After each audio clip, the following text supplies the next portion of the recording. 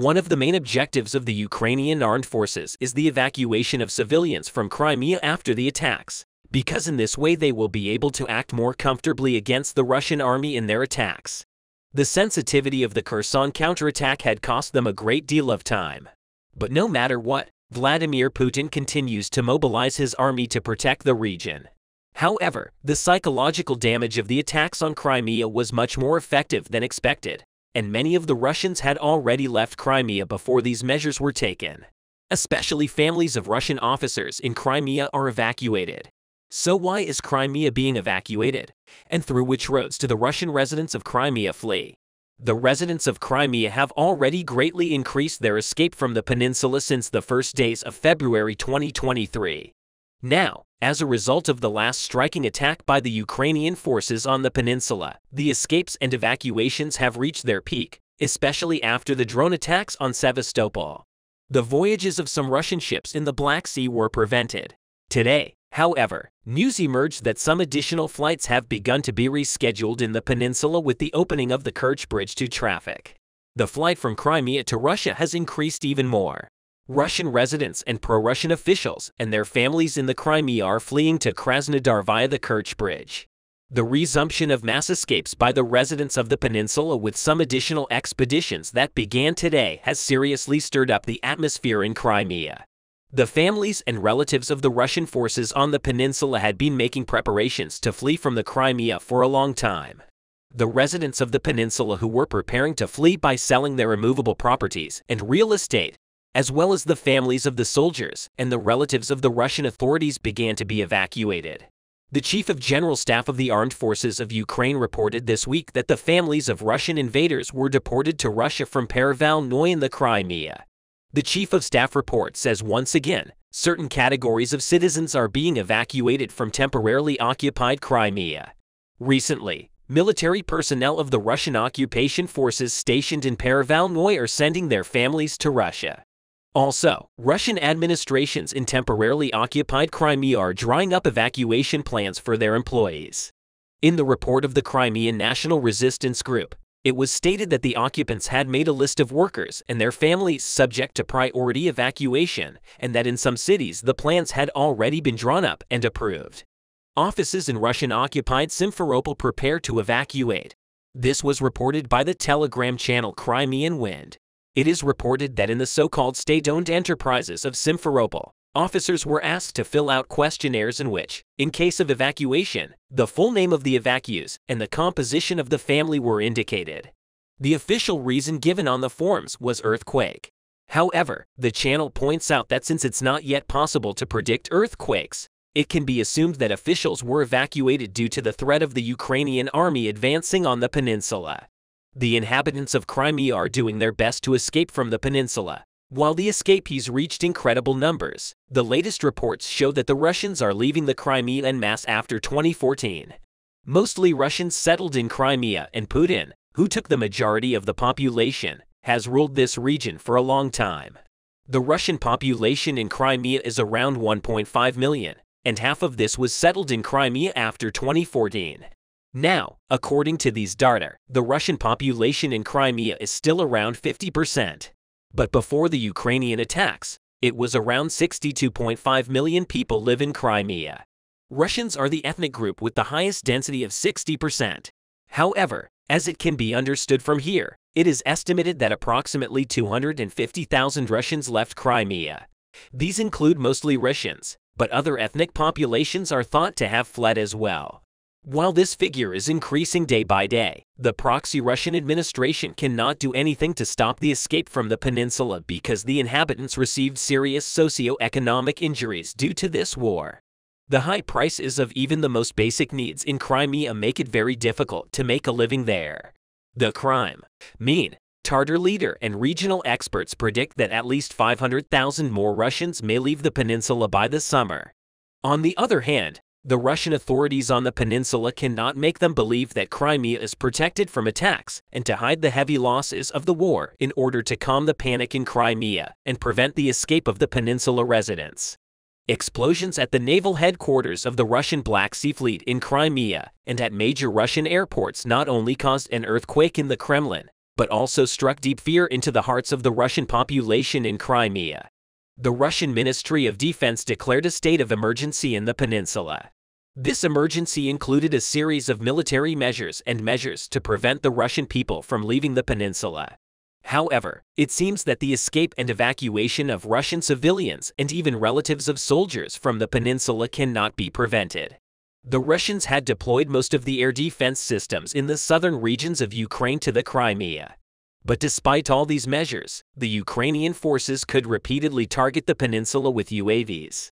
And even the purpose of some of the Ukrainian airstrikes on the peninsula was only to learn the location of the Russian air defense systems. Therefore, although the Russians tried to move the air defense systems to Crimea intensively, this situation did not matter much as the Ukrainian forces knew the location of the key strategic defense systems in Crimea. Thanks to the UAV attacks they carried out, Ukrainian forces are focused on the Crimean Peninsula, which will give them a serious advantage from a military and political point of view. Crimea is a very important region for the Russian forces and the Kremlin government. The liberation of Crimea by the Ukrainian forces will not only deal a major blow to Russia's invasion campaign, but also increase the reaction of the Russian people against the Kremlin. Simultaneous with opening a large wedge to the land bridge, Ukrainian forces continue efforts to weaken Crimea. As you know, Russia uses Crimea as a major military base. There are Navy, Air Force and ground forces of the Russian forces in Crimea. Explosions occurred at air bases, arsenals and military bases located in major cities of Crimea. Ukraine's Western allies were deeply concerned about cross-border attacks. However, after the United States announced that it saw Crimea as Ukrainian territory, Western allies began not to worry about attacks on Crimea. Ukrainian forces usually carry out their attacks on Crimea with UAVs. Numerous drone attacks were recorded at points where important Russian military assets are located, such as Yankauo, Bakhchisarai, Simferopol, and Sevastopol. Although some of these attacks were neutralized by Russian forces, Ukrainian forces inflicted serious damage on Russian military assets in Crimea. While the subject is UAVs, there are increasing rumors that the Russian forces are experiencing a great decrease in the stock of UAVs. Russian forces have frequently used Iranian-made Shahd suicide drones to target Ukraine's critical infrastructure. However, the attack attempts of the Russian forces with these drones decreased after a 2-week hiatus. Russian forces carried out 14 drone strikes targeting Ukrainian air defense systems the other day. Ukrainian air defense systems neutralized 11 of these attacks, while the Russians were able to damage only 1 UAV. Although the hotspot of the war between the Ukrainian and Russian forces is eastern Ukraine, large explosions occur in the Crimean Peninsula. However, in the future, the peninsula will be the hottest point of the war. As a result of the pressure being applied on Crimea, the Ukrainian army began to organize ongoing military actions. During these operations, the Ukrainian army was successful in achieving its objectives and continued to strengthen its position of dominance on a daily basis by eliminating a significant number of Russian soldiers. Following these actions, which were carried out by Ukrainian forces, Putin made the decision to assemble an elite team in order to respond to the situation. This group would have complete authority over the inhabitants of Crimea and would have a say in the governance of Crimea. However, Putin's proposals were ultimately unsuccessful in every manner after declaring that it would regain control of Crimea. Ukraine took the boldest possible action. When Vladimir Putin found out about this episode, he went completely insane. The entire world was taken aback by this clever operation that had been orchestrated by the army to begin. The Ukrainian army was well aware of everything that the Russian army was doing to organize and operate in the Crimean Peninsula. It engaged in discussions with a local opposition group in order to put an end to all of Russia's actions in these regions. This organization was consistently putting as much pressure as possible on the Russian occupiers in Crimea, and you are to banish them from the area in many different domains. The Ukrainian army served as the group's primary source of material support and supply. However, when the Ukrainian army knew about the elite teams that the Russian army had developed to halt and the Russian groups that were in this location, the Ukrainian army took action to make a different move. This occurred after the Ukrainian army learned about both the Russian groups and the elite teams that the Russian army had formed in light of the fact that certain opposition organizations were responsible for recent fires that broke out against Russian installations. The Ukrainian authorities made the decision to devise a fresh strategy for working together with the Crimean fire group. Even the Ukrainian army was unable to fathom the possibility that Crimea could sustain such a significant blow. The first guideline that the Ukrainian army had to follow was to determine where the elite team of the Russian army would be stationed. This highly skilled group would operate out of the Russian headquarters located close to St. Veropol. This command post was situated in close proximity to the densely populated area, which meant that the firing group would not draw any attention to itself. The Ukrainian armed forces requested that the shooting group notify the outlying quarters so that they may acquire the necessary weaponry for the operation in order to fulfill these requirements. A commercial ship brought them to the area close to Sebastopol. Following the move that was made by the Ukrainian army, the fire group moved quickly into action to deliver a significant blow to the Russian soldiers for a very long time. The inhabitants of Crimea were also quite uneasy because of Putin's repressive and severe measures. In order to put an end to this, the citizens of Crimea came to the conclusion that they needed to stage a protest against Putin's rule. Despite the fact that such a protest was prohibited, people who were getting impatient took to the streets and began to organize themselves. After some time, this demonstration became so ineffective that Putin's elite set of soldiers had to be redirected to that region. These men were originally stationed in the outquarters, which is where the Russian commanders were housed. The fire group was able to sneak inside the outpost without being discovered since they took advantage of the circumstances. Russian troops were taken by surprise. Conflicts between the two sides broke out. In spite of the intense combat, the people of Crimea were adamant about continuing the uprising.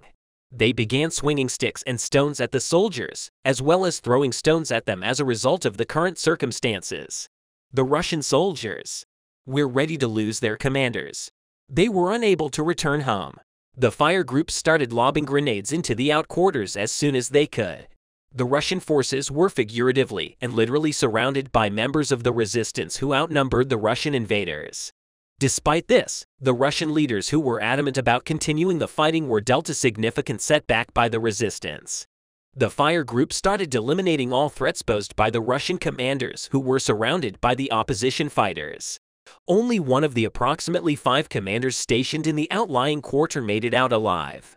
This commander was given several warnings to surrender, but he did not pay any attention to the fire group's requests. Following the calls to the commander, he did not take any action of any kind in a short amount of time. The fire group resistance fighters were able to eliminate the commander who refused to submit. After everything that took place, the fire group devised a new strategy that would deliver a more devastating blow to the Russian forces. The Crimean fire group started moving the Marine Force. They head to the location of the headquarters where the majority of the explosives were kept. The building was promptly evacuated after gasoline was poured all over it, which caused the building to catch fire. This explosion, the reverberations of which could be heard all throughout Crimea, had a significant influence on the schedule of events all over the world as a result of the explosion. The demonstrations that had been planned by Crimeans were put to an end. The Russian occupants, seeing that there were no more demonstrators in the neighborhood, turned their attention to their headquarters and were taken aback by what they saw there. The outquarters had been completely destroyed by fire and flames could be seen rising several meters into the air. Following the event, the Russian military hurriedly reported it to the Kremlin out of concern. The explosion in the outer districts caused Putin to feel a tremendous amount of rage. Following this explosion, Putin made remarks that stunned everyone around the world. Putin stated in his statement that this explosion occurred as a consequence of an electrical leakage and that no one was injured in the outbuildings that were evacuated after the electrical leakage was noticed. Putin also stated that this explosion occurred as a result of an electrical leakage. However, soon after Putin's speech was made, an emergency proclamation was issued for the territory of Crimea. This choice was debated in every part of the world, and it became clear that Putin was extremely terrified of the rebel group in Crimea. According to information gathered from Ukrainian media, the explosion that occurred at this headquarters of the Russian army resulted in significant financial harm to the army. This information was gained from the Russian military. This incident, which cost Russia a lot of money, has done Russia a lot of damage when it comes to its dominance in Crimea. But the explosion of the Earth quarters, as well as the fact that the Russian soldiers in Edward were attempting to change the balance in the strategic location of the conflict at the same time that the men were being neutralized, were some of the reasons for the significant damage that was done to the Russian army.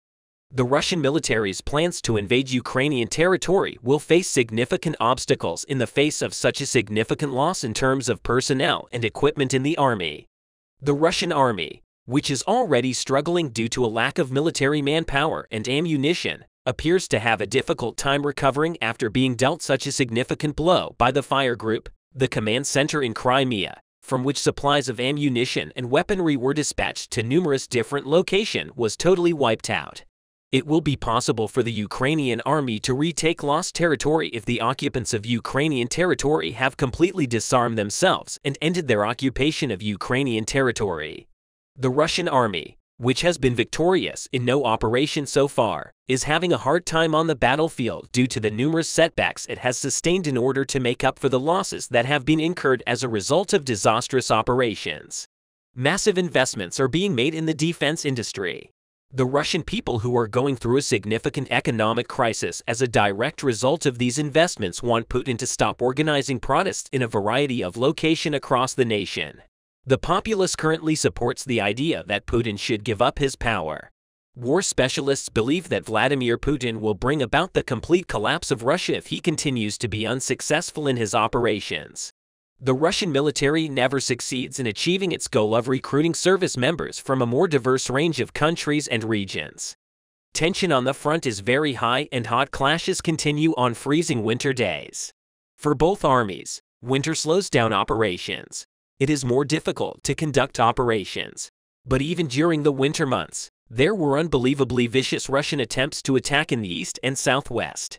I think we will see the Ukrainian war escalate towards its peak in the spring. Until the spring months come, most of the advantage is in the hands of Ukraine. Using this advantage, the Kiev armed forces continue their offensive operations. There are hot breaking points, especially in Ukraine's eastern front line. There are lively days in the town of Bakhmut in the eastern Donetsk region of Ukraine. Russia recently claimed to have captured Solidar, a small salt mining town a few miles from Bakhmut. These claims of the Kremlin were sharply rejected by the Kiev administration. Bakhmut still holds hot conflicts. Today, the military personnel of the State Border Guard Service of Ukraine fought a series of defensive battles with the Russian invaders near the town of Bakhmut afternoon. We learned that Russian invading troops are trying to reconnoiter a border unit fought near Bakhmut. The Ukrainian Border Guard stopped the Russian offensive in close combat. The battle for position, which started at noon, lasted all night. Ukrainian defenders held the defensive line. As a result, the Ukrainian border guards laid an incredible ambush on the Russian reconnaissance unit, eliminating the reconnaissance team, and the attack was repelled. 2 lookouts were killed and 3 others were injured in the attack on the Russian reconnaissance unit. The State Border Guard Service of Ukraine noted that the infantry of the Russian occupying troops was approaching to attack the defensive positions on a larger scale from various directions. With the onset of darkness, Ukrainian artillery units immediately opened fire on the manpower of the Moscow military units during the advance, thereby significantly reducing the offensive potential. As reported, the Wagner Group lost around 40,000 soldiers in the battles for Bakhmut and Solidar alone. These losses account for about 2/3 of this structure.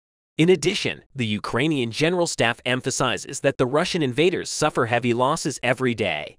According to available information, more than 300 injured occupants are being treated in the surgical department of the Starobilsk City Hospital in the Luhansk region.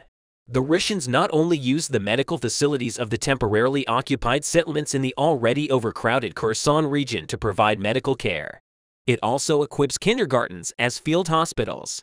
All the doctors of the central hospital of the village of Nizhny Syrohozy were replaced, and now only personnel of the Russian occupation forces are treated here. The situation is similar in Kalanchak, where local doctors were dismissed and replaced by medical personnel from the Crimea. Local people living in Ukraine are not allowed to visit the hospital while the Ukrainian war is causing casualties and suffering for the Russian army, Vladimir Putin still has no intention of ending the war. We are curiously waiting for the future plans of the Russian leader who remained unresponsive to the wounds of the Moscow military units regarding the Ukraine war. The Ukraine war is going very hard for Russian leader Vladimir Putin. When we look at the months we left behind in the Ukraine war, we see that there were no significant gains for Russia. In fact, this war, which is about to complete its first year, brought nothing but chaos and losses for the Moscow army. Vladimir Putin's unfulfilled plans, heavy defeats on the front lines, and the loss of manpower and ammunition of the Moscow military units are circulating and finding a loud voice on the agenda. Russian forces are losing men right and left. The new year began very destructively for Moscow. In just 3 weeks, Russian forces lost about 5,000 men and hundreds of tanks, infantry fighting vehicles, armored personnel carriers, artillery shells, and other weapons systems. It is also alleged that Russia lost at least one S-400 anti-aircraft battery. This is the first known loss of the weapon system. While Russia's losses are increasing, Ukraine's ammunition reserves continue to be updated by its Western allies, especially NATO. The latest U.S. military aid package to Ukraine contains a large amount of ammunition. Of course, weapon systems are necessary for the Ukrainian forces, but they need enough ammunition to continue the war. The intensity of the conflict often requires Ukrainian forces to expend large amounts of ammunition. Indeed, on some days, Ukrainian artillery batteries fire more than 6,000 rounds in just 24 hours, which means 42,000 rounds per week.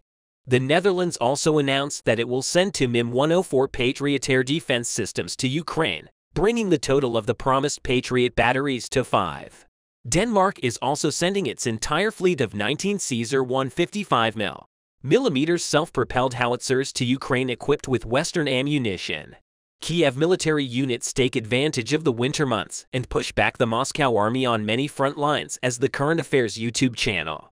All of our findings are created by the work and analysis of our field warfare expert team and are based on data from the US, UK, Russia, and Ukraine, Ministry of Defense, and independent war analysis and monitoring sources.